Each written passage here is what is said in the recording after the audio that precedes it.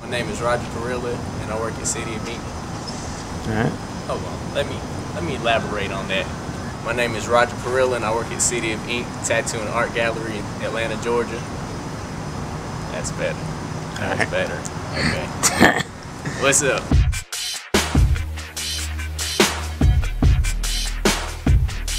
I've been tattooing for a little over 5 years now. I got into tattooing through graffiti. I used to draw graffiti all the time, and people just liked my art, and many people asked me to do their tattoos for them and told me they'd pay me for it.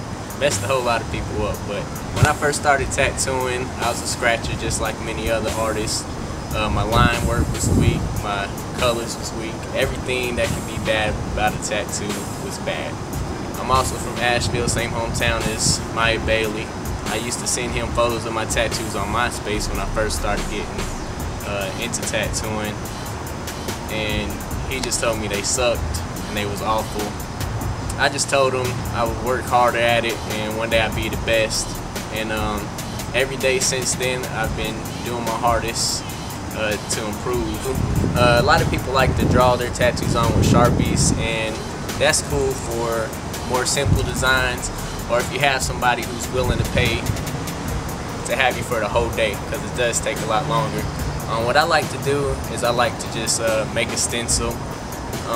I'll make that stencil 3 or 4 times over and over, but it will still end up being much quicker and easier to do the tattoo for me if I use a stencil. For the simple fact, sometimes when you draw stuff on people, they don't like what you drew, or they love what you drew, but they would like it to be moved 2 inches to the left. Instead of having to draw that whole thing over again, if you just made a stencil, you can just run your stencil through the thermofax machine again. So that's why I always use a stencil. It just helps. Some things that I've learned through my years of tattooing on darker complexions is you always want to use high contrast. Without that high contrast, a lot of the work tends to blend into the skin and doesn't stand out as much. So what I like to do is I like to use very bold, dark black lines for my tattoos. And what this does, it contrasts any kind of colors that I put into it. It helps them stand out a lot more. A lot of my style in tattooing is influenced by graffiti. I like for the lines to be real big and bold. That also helps stand out on darker complexions, which we tattoo a lot of.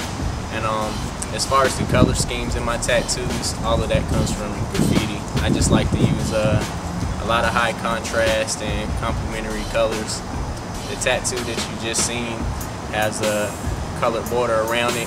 That's really big in graffiti. If you look at graffiti around the letters, it always has a colored border, and that just helps separate the imagery from the background. It helps it pop. My advice to any artist trying to get into tattooing is to get an apprenticeship. Although I did not have an apprenticeship, I at least tried to get an apprenticeship. If you're not willing to try to get one, then this really isn't the career for you. You're not willing to put the work into it. Although I didn't have an apprenticeship, I've literally spent days and nights trying to get better. If you don't have your apprenticeship and have those people telling you what you need to do and how to get better, you're not going to get better.